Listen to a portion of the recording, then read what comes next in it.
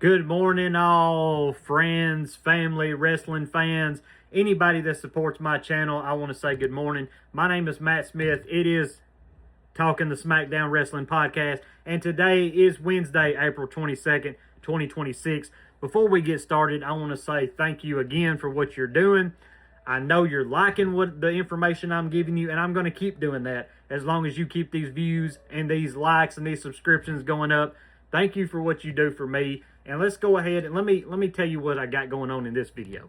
So, just so people know, it's purposely done this way, but I am going to give you the information that is just expanded across all social media platforms, but it didn't come from a wrestler. It didn't come from WWE itself. It's coming from the wrestling fans. I mean, and they are tore up, to say the least, about how WWE's product is currently running today, has been running over the last 12 months, and that also includes this past weekend's WrestleMania and 2 nights ago, Monday Night Raw. The fans are very, very upset. Some of these reasonings and these views that these fans have, a lot of them I agree with. Some of the gripes I don't agree with, in my own personal opinion. This video is going to be a little longer than most, because if you go on the wrestling podcast on YouTube and all this other stuff that these podcast guys are doing about what the wrestling fans are saying, these videos are anywhere from 30 minutes to an hour and a half. Mine is not going to be that long, maybe closer to the 30-minute time frame. I'll try to cut it off sooner than that, but I'm doing it on purpose to give you the information that you need. So, Matt, what is going on? Give me just a second. Got my sweet tea beside me here. Why is everybody so upset? What's going on across all social media platforms involving in the WWE wrestling product today? Why are fans so upset? We're going to answer that question. I'm going to answer a lot of questions and that come from my view and what wrestling fans are saying. We're first going to start off with WrestleMania. And then I'll, back it up. And I'll back it up. And we'll jump around. WrestleMania as a whole, in the fan view, barely gets above a C. A C. The grading of the overall show for WrestleMania. A C is what fans are giving your show. If I was any kind of executive in WWE, any kind of decision maker, especially head of creative, Mr. Paul Levesque, CCO, Triple H, and more than that, if I ran the company, if I was the owner of WWE, which is TKO, and I was any involved in that, I would be embarrassed. And most fans agree with this. This is the words that are coming from the fans, and that's what I'm providing for you. They think, as well as I, that WWE, TKO, Triple H Levesque, Nick Khan, all the creative team, and all of the management in the back that are behind the scenes, that they should be embarrassed for how their product is today, for the lackluster of WrestleMania, that they took the hopes and dreams of the fans, the excitement of the fans, and replaced it with advertisement. And they are just doing whatever, throwing whatever they want to throw, what wrenches they want to throw in there, and it's not working. Matt, why is it not working? Let's go back to WrestleMania, like I said. In the start of WrestleMania, before we even get into what happened in the arena, TKO was down 20,000 tickets in this building. They were in WrestleMania in the same building last year. They were down, and WWE and TKO lost 20,000 tickets. There's a lot of reasons why they lost these tickets, why they lost these ticket sales, why there wasn't 20,000 more people this year than there was last year. The ticket prices went sky high. The advertisements, TKO had full control over creative and the decisions of everything that was made when it involves WrestleMania this year. There was more advertisements at this year's WrestleMania than there ever has been in any years past prior. Now wrestling fans understand that it's the sponsorships and the advertisements that pay for the product. I mean, we all have people we have to abide to. We get it. So we're used to the ramp and the stage and the turnbuckles having sponsors on sponsorship companies on those parts of the product. What we're not used to is the fact that TKO was 20,000 people less this year. So what did they do? Instead of making the best of it, they started charging for ridiculous things just to kind of coop some of that money. They would have wrestling fans, if you sit in the front row, each night you could pay $1,500 to have your mat put on the wrestling ring. Now the green shirt guy that goes to all the WWE events and sits in the front row, he's a smiling guy, happy guy. I like that guy. There's a lot of fans that do like him. He's got a lot of followers, a lot of viewers. And people know who he is. People know who he is. Wrestling fans know who he is. His name, he paid to have his name on the mat, on the wrestling ring, and people know him. He paid the $1,500 to get his name. He might have paid, $3,000 to have his name put on both nights. But what is ridiculous is there was 18 or 19 or 20 other names that were all the way around the wrestling ring that people don't have a clue who they are. There was more company names, random fans, wrestling names, sponsorships, whatever on every aspect of that WWE ring than there was a actual mat itself. That's one gripe that the fans have. This video is going to have a lot of gripes, so just stay in tune with me. Second thing,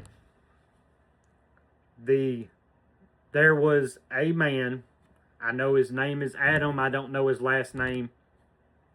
He paid and I know he's got a lot of money. He may be a wrestling fan, may not be, whatever. In a match that happened at WrestleMania for 7 minutes, this particular guy paid to sit at the commentators table alongside Michael Cole and Corey Graves. Just say. That's a cool experience, right? I mean, that's I don't know exactly the number on this. I'm gonna say $5,000. The perspective that TKO gave WWE fans for this segment, they bring the camera back where it shows this guy, Mr. Adams, sitting beside Michael Cole and Corey Graves. They give him a fake headset to put on his head. They don't plug the microphone in. He does not introduce himself. He cannot talk. He cannot commentate during what's happening in the match. This match that he sat in didn't last any more than 7 minutes. I understand that this guy may have had a decent experience. He may not, it might have meant his money might have been more to him, might have meant more to him if he actually got to talk and commentate during this match, which is something that's cool, something that wrestling fans would like to do. But he paid $5,000, somewhere in that ballpark, to sit behind the wrestling table, not speak a word, not be heard by any wrestling fans. Hardly anybody, unless you knew the man personally, knew who this guy was. And he sat there for 7 minutes. Another gripe that wrestling fans have, and this is to tie all the gripes together. What is TKO doing? What is WWE doing? What is Triple H, Nick Khan, and all the decision makers across the WWE as a whole doing?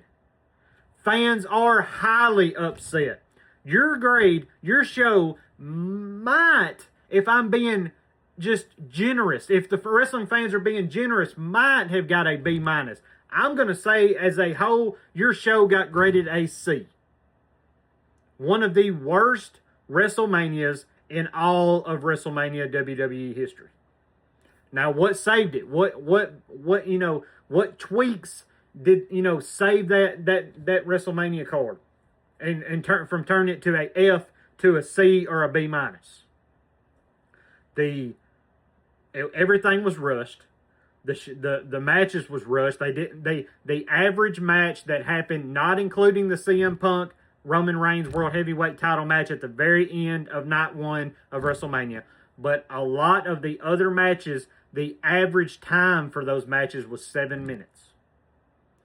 In a 7-minute time frame, if you are a good guy, if you're a heel or bad guy, if you're a good babyface guy, how in the world are you supposed to get the fans behind you? Let them, give them time, interaction to being that heel, being that bad guy, or being that baby face, being that good guy, and telling the story you need to tell about your wrestling match, about the build-up, or, which was lackluster. There hardly was any build-up anyway to this WrestleMania pay-per-view, which was garbage. How in the world do you get to tell a story in a 7-minute time frame? You don't. This year at WrestleMania, there was more time for advertisements. I believe that somebody said that they, on a different wrestling podcast, that this gentleman, whether he's a wrestling fan or what he did, as far as WrestleMania as a whole for Saturday night and Sunday night, he took a stopwatch and timed the advertisements. He timed the commercials. WrestleMania this year had almost an hour and a half worth of commercials. An hour and a half. That is, you cut your matches down to 5, 6, 7, 8 minutes so you could have an hour and a half worth of commercials. You are ruining this wrestling product. What you're doing is not going to do anything but have wrestling fans turn it off. And either be, included in being on fire and being committed to the indie wrestling, going to independent shows, going to AEW, which you say is not a threat to you. AEW has longer matches than 6-7 minutes, and they don't have a million different advertisements. Or going to TNA, which I know WWE has purchased, TNA, but it's on a different television program, network. It's on a different night. And, TNA for the longest was its own separate company and still runs by that own separate company name. You are killing the hardcore wrestling fans today. These are not my words, people. Some of them are, because I believe them in my heart. These are the fans talking across all social media platforms of how much soulless and how much just slap in the face it was to be a wrestling fan if you watched WWE product today, if you watched WrestleMania, and if you watched this past Monday Night Raw the night after WrestleMania. That's supposed to be the biggest Monday Night Raw in the whole calendar year. Was there good things that happened? Yes, there was good things that happened. They set up the build for a potential Roman Reigns, Jacob Fatu match, and they are cousins. They set up a build, maybe a program for maybe a Cody Rhodes, CM Punk, WWE Undisputed, championship. They brought back the Street Profits to help Seth Rollins against the Vision. There was some good stuff. It was just a normal Monday Night Raw. There was no the Monday Night Raw after Mania. If you are a wrestling fan, it is the night that that somebody big is fixing to return, or the whole show from start to finish is fixing to be a banger. And it was not. It was not in the view of wrestling fans. What is TKO doing? What is WWE doing? They are losing their fans. They're losing them. You're fixing to have a stint. If you don't change and do something differently, you're fixing to have a stint of hardcore, long-time, long-life wrestling fans stop watching wrestling, period. Period. Not go to AEW, not go to indie shows, definitely not tune in to WWE. You're fixing to lose them, period. If you haven't lost most of them already. I have been, and there is a lot of wrestling fans like myself that have been with WWE, stuck them out through all the highs and all the lows. What do you do to turn this product around? That's the big question for WWE fans, and not for a week, a month, 3 months. The gripe of people, today, the current wrestlers today, they've said it. WWE, the highest of highs it's ever been was in the Attitude Era. That's an absolute fact. I was a huge fan of the Attitude Era. Proud to say that I grew up. That was my era. That's where I grew up.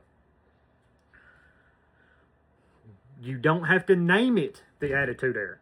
You don't have to come out and just run somebody over with a four-wheeler or a beer truck, or you don't have to flip people off the middle finger every 5 minutes, and you don't have to cuss all the time on promos and just kill somebody every night. It's not about that. It's about making it special for your fans. Making it exciting. Making it something that they can believe in. These storylines that they can just go, man, that was great. That was great. I could not have planned that any better. I love Triple H. It's one of the greatest of all time. I love WWE. I know a lot of wrestling fans feel this way, so that's why I'm saying a lot of these opinions, by the way, do come from them, but they also come from me too. I love Triple H. I love WWE. I love wrestling as a whole. But you are not. You, TKO, WWE, Triple H, Nick Khan, anybody that's got any kind of decision making in the WWE product today, you are not listening to your fans. And that's an absolute God honest fact. You're pissing more people off than what you think. Excuse my language, because I do not like to say things like that. I have a lot of church viewers that, jump on here, and it's very frustrating, to say the least. It is very frustrating for wrestling fans today, to say the least, that you are just slapping us in the face on a constant, every week, every Monday Night Raw, every Friday Night SmackDown. And yes, during the year, you do have smaller pay-per-views that are not as big as WrestleMania. You have, Backlash, right after WrestleMania. You have 3 or 4 other ones throughout the year that, fans may or may not tune into. But your biggest show of the year, you got a C grade. What are you going to do? Triple H has for 30 years, he's asked the question, are you ready? No. The question was for everybody. It was for all the wrestling fans. It was for D-Generation X, because we were ready for that. My question to Triple H, to TKO, to WWE as a whole, is you're not ready, so what are you going to do to get ready? Change your product, listen to your fans, and do what you have to do to make the stories believable. And push the ones in the back that ain't seen TV time in months and years. You have Io Sky, who is one of the greatest women's wrestlers today. It's been there for a while, and she was not even on the card. She came out and, celebrated with with Rhea Ripley. Big ups to Rhea Ripley for winning the WWE Women's Championship. You currently have in the back of that locker room, and have had for years, Shinsuke Nakamura. I don't. There's nothing for Shinsuke to do. That's bull crap. That's bull crap. Tell you what you can do in this situation, and I'm sure there's a lot of wrestling fans that would agree with me. You should have done it before AJ Styles retired. You have to take people's interest of history in this wrestling business and tie it together. Name it something different. If you don't want to name it the Bullet Club, if you'll get, fined for whatever reason for using somebody else's name, name it the club, name it something else. But before AJ Styles retired, you could have had Finn Balor, Shinsuke Nakamura, AJ Styles, the Good Brothers, Carl Anderson and Luke Gallows, in a faction, in a Bullet Club like fashion, and then Shinsuke Nakamura and AJ Styles could have rode off into the sunset together and retired. That's just one option. That's just one thing that wrestling fans would have loved to see, because those 5 men in that I just named and others in the Bullet Club were in New Japan Pro Wrestling, just tearing it up. Tearing it up. Cody Rhodes was part of the Bullet Club. You make excuses. Another thing that just beyond insulting. Not only to wrestling fans, but to the people, the people that work for you, the roster, the talent, the superstars you got in the back. You just slapped them across the face this past week when you said, I have no other backup for Cody Rhodes. I have nobody. What happens when Cody Rhodes gets injured? We don't have anybody to back him up. Let me tell you a story. It's a real story. Cody Rhodes is injured right now. Yes, he is still the WWE Undisputed Champion, but he has had a blood vessel or something very major. Blood vessel doesn't sound that dangerous, but have you not seen his black eye that's almost swollen shut, and he's got some damage, some kind of damage to his eye right here from the punt from Randy Orton at WrestleMania. That's not fake. That's not a storyline. That's real. Your first string quarterback is injured, and you have no backup for him. In your words, you have people in that locker room. Your veteran people. If you haven't noticed, the dominoes are falling. But we just in this last year, in this last 12 months, you have lost John Cena, AJ Styles, Brock Lesnar. You are fixing to lose Rey Mysterio. Randy Orton says he's going to be around for a while, and we hope that his back, holds up for the years he wants to continue to be there. But one day, you're going to lose Randy Orton, CM Punk, and Roman Reigns, and Seth Rollins. What are you doing with these guys and this talent? Charlotte Flair. I'm not meaning to just say male wrestlers. I mean, there's phenomenal women's wrestlers as well. Women's veteran wrestlers. Nia Jax. What are you doing with the people that you've got? Not a deadgum thing. And you're not doing anything with them productively. You're not pushing them. You're not building stories with them. You're not trying to. You're not trying to see if they can get over as a heel. I mean, over as a, yes, as a heel, a bad guy, or a babyface, a good guy, getting over. It could be negative, positive. Any kind of reaction, if you're over, is a good reaction. It's money sales. It's ticket sales. You're not pushing any of these people. Instead, a few days before WrestleMania, you get on a live podcast and you say, you have no backup for QB1. If you're not listening to your wrestling fans who are on the verge to leaving, Some are on the verge of leaving the wrestling world forever. Some probably already have because of the disgust from this past weekend.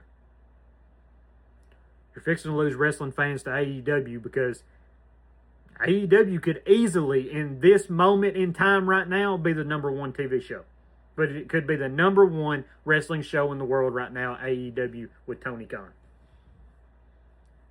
Fixing to lose your fans to indie shows. And I'm not bagging indie shows, I love them. Independent shows is what I'm saying, guys. There is no special matches anymore. There is no specialty to wrestling at all anymore. It's what it seems like in the fans' view today. There's no hardcore matches. There's hardly any no disqualification matches. Couldn't tell you the last time we seen a steel cage match. We don't get casket matches. You know, even if it's at 1 or 2 times during the year during a big pay-per-view, the most we get is maybe one Hell in a Cell match a year and an Elimination Chamber match. That's it. You used to do these things on a every week or at least 1 or 2, 3 times a month basis. And yes, it was a lot of different aggression back there. But aggression is what you need now. You're in control of your viewers. And if you're saying that you can continually look yourself in the mirror, and I'm talking to TKO, WWE, Paul Triple H Levesque, Nick Khan, anybody that's got a decision-making verdict in the WWE today, are you going to sit there? Are you going to finally listen to the wrestling fans now and change it while you've got this bit of hope left? Or are you just going to let it ride? You can say all day long that you're the number one wrestling, organization in the world. You can say you're the #1 TV show in America. You're fixing to lose that. You're fixing to lose that to AEW's Tony Khan. Listen to your wrestling fans before, especially the hardcore, long-time WWE wrestling fans, before you lose them. Make sure that, and not just the hardcore fans like myself. You've got fans that haven't watched wrestling in years, maybe have never watched it before. And they had a buddy or a friend or, somebody say, man, it's a great time to be a wrestling fan. You need to tune into WrestleMania. Got to pay $35 to watch it, but it's worth it. And you come out with a B- C grade show. And then the guy who bought wrestling and watched it for the first time on ESPN is like, I paid $35 for that. I came back. I tried something new and got that. It was a okay show. Make it exciting. Do what you got to do for your talent in the back. Make them people get over on television and whether it's a bad guy or a good guy, do what you got to do to get over.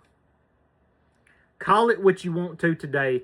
Attitude Era-ish, 2.0, whatever era. What era are we in right now? Because there was the Attitude Era and there was the Ruthless Aggression Era. There was the PG Era. And then in 2020, we had the pandemic era. We're not in the pandemic anymore, if anybody in WWE hasn't realized. You have actual fans, not on a television screen. You have that's sitting in your stadium. You have actually people, live breathing fans coming to your show to get it was an alright show, I guess. I paid thousands of dollars to sit here and get this. Oh, well, maybe the Monday Night Raw will be, maybe that'll be good. I'll jump on Netflix and watch Raw. It's the Raw after WrestleMania. It's going to be awesome. That's what I thought too. It's what a lot of wrestling fans thought. It was trash. It was garbage. It was a regular WWE Monday Night Show that they've had numerous times throughout numerous Mondays throughout the year. Do what you can, executives, to change the mind of the wrestling fans before you have no wrestling fans. And that is the content from all social media platforms through all wrestling fans throughout the United States, throughout the world. We're tired of you showing us that you don't care about what we say. You don't care about what we do. You don't care about wrestling fans. We know you don't care. Are you gonna not care until you go out of business? Are you gonna not care until all these sponsorships just start, stop sponsoring you?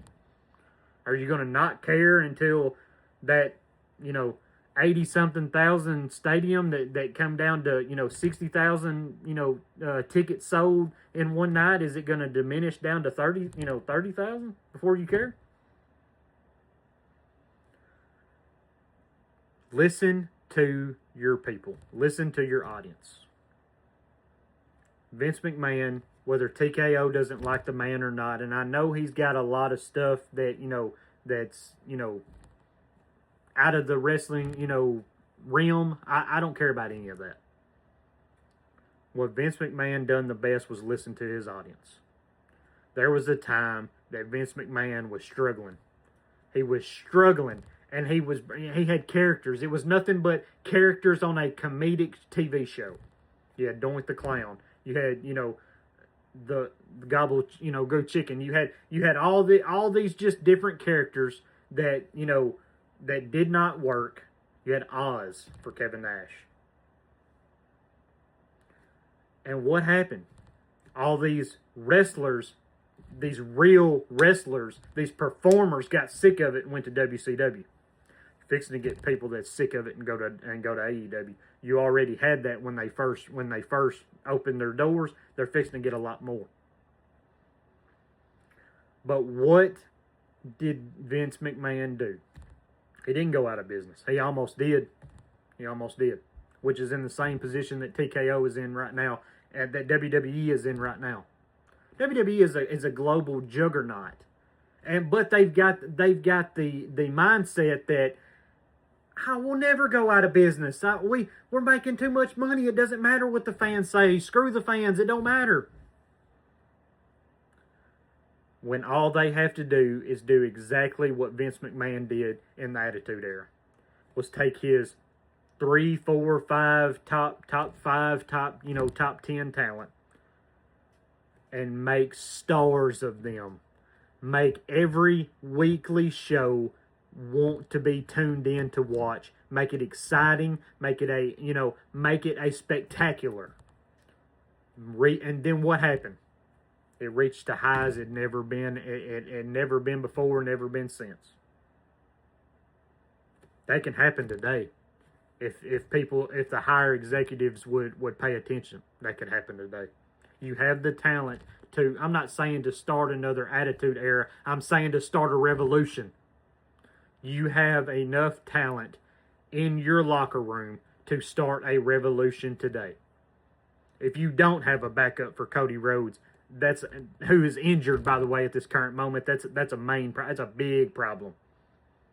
So take a minute, take a step back, look in that locker room of people that you're not using, that don't get any TV time, and see what you can do with them. Or they're just, there for catering. They're just there to make a check. They're just there until their contract runs out or until they retire.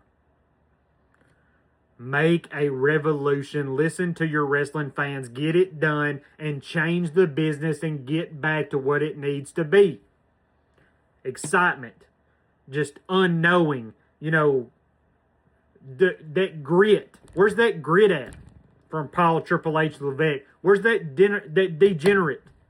Yes, he's 50-something years old, 60 years old, however old he is, but in his heart and soul.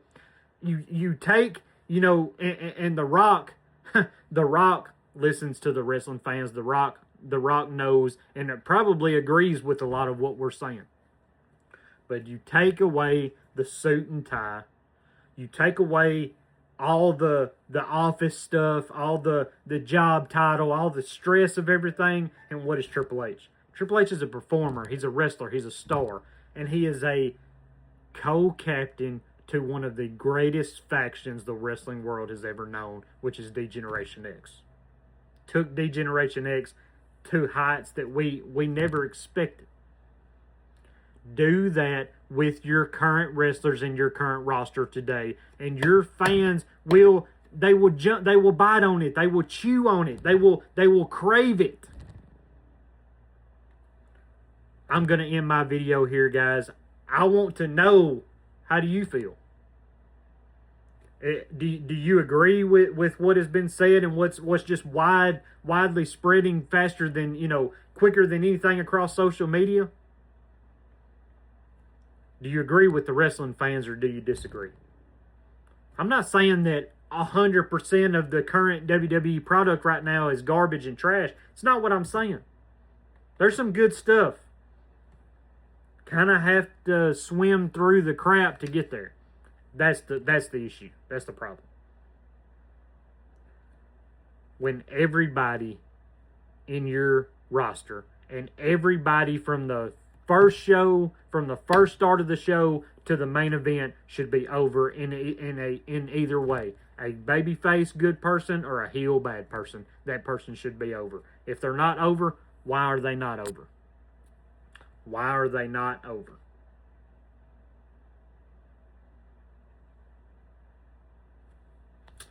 That's all I have for you today, guys. Make sure that you just blow this thing up, man. I'm interested to see what you got going on, how you feel. If your, views are like mine, or like a lot of other wrestling fans, or if you got a different spin on it, if you got a different take on it, that's what this comment button is for.